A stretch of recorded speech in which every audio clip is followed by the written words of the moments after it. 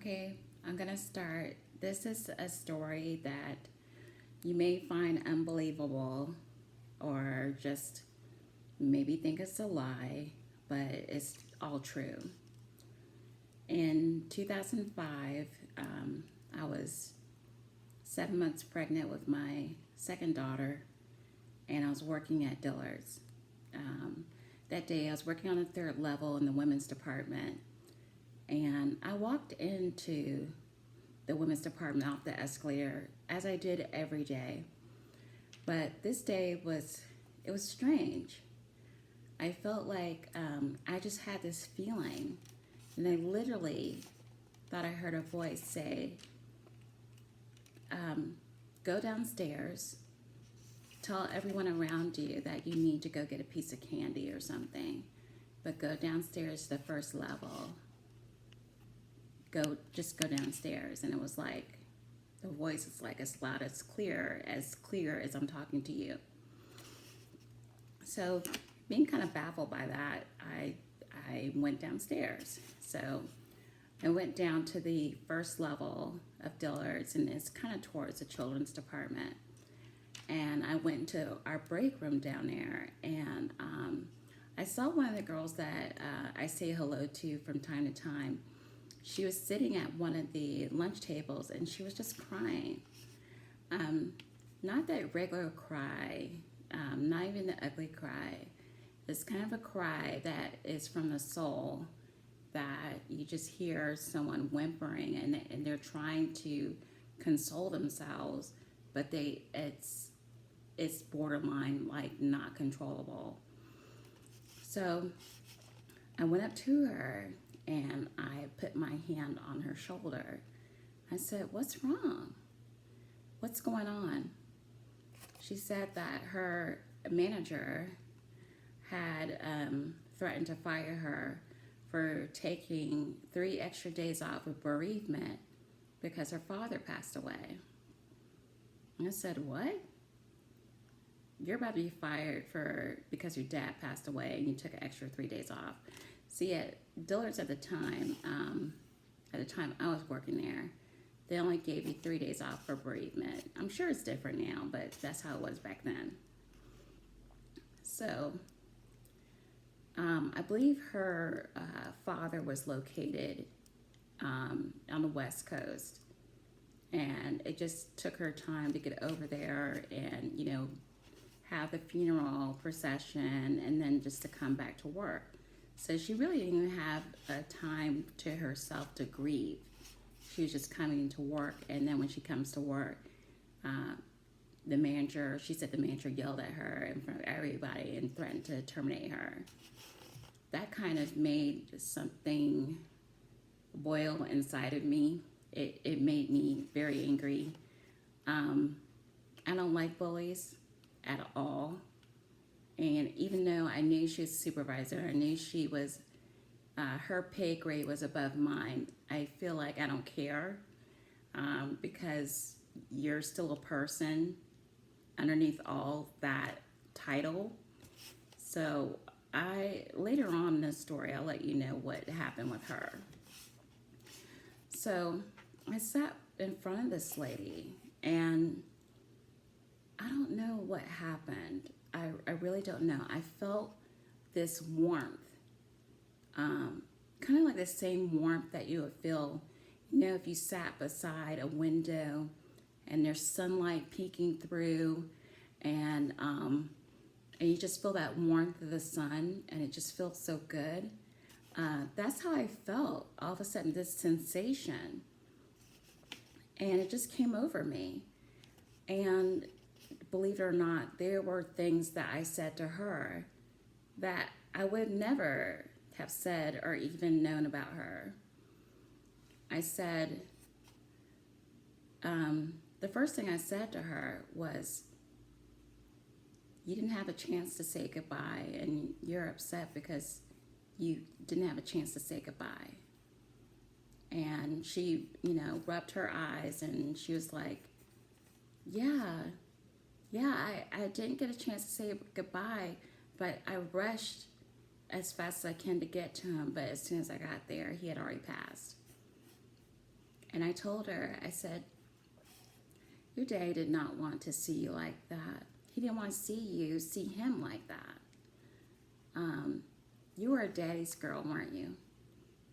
You were his favorite. And she kind of smiled through her tears a little bit. And I said, you've always viewed him as a strong man all the time. Even as he got older, you always viewed him as, this super dad. And she's like, yes, yes, yes. And I was like, the words were just coming out of me like if they were fact. And I said, he just didn't want you to see him that way. So he wanted you to always visualize him as you always did. And she said, she started to quiet down. And I noticed she had this really beautiful crucifix. And it was a very dark gold. And I just looked at her necklace and I said, oh, your daddy gave you that crucifix, didn't he? And she goes, yes. Why, yes, he did. It's very beautiful. She was like, thank you. And I said, it's made of Turkish gold. It's purposely, he made sure he got it in Turkish gold. And she goes, yeah. My family origin or my ethnicity or background is Turkish. And how'd you know that? And I was like, I don't know. It's just, it just came to my mind. It just came to me. And this is the part where it gets very weird, because the feeling that the sensation I'm telling you about, there was no windows in this room. It was just this sensation of this sunshine, this light. And this is the part where it really gets weird or crazy. So I at this time, I really don't feel like I'm in control of what I'm saying, but what I'm saying, I would have never guessed them, never at all. So I put her left hand in let me see here. Yeah, we kind of crossed our hands together, and I just told her just to hold my hand. And her hand ended up on top of both my hands. And I said, wait. Now, I just don't know, like, what has come over me. And I'm just telling her to wait. And the sensation moved. I'm not kidding you. It moved from my body to our hands, both our hands.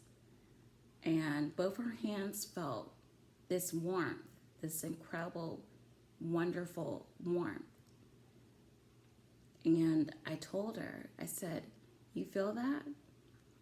And she goes, yes, I feel that.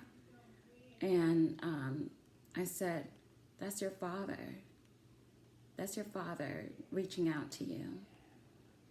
He wants you to know that he's always going to be with you. He's always going to be with you. She smiled, but she was kind of in shock, but she smiled, and she teared up a little bit. But she wasn't crying like she was before.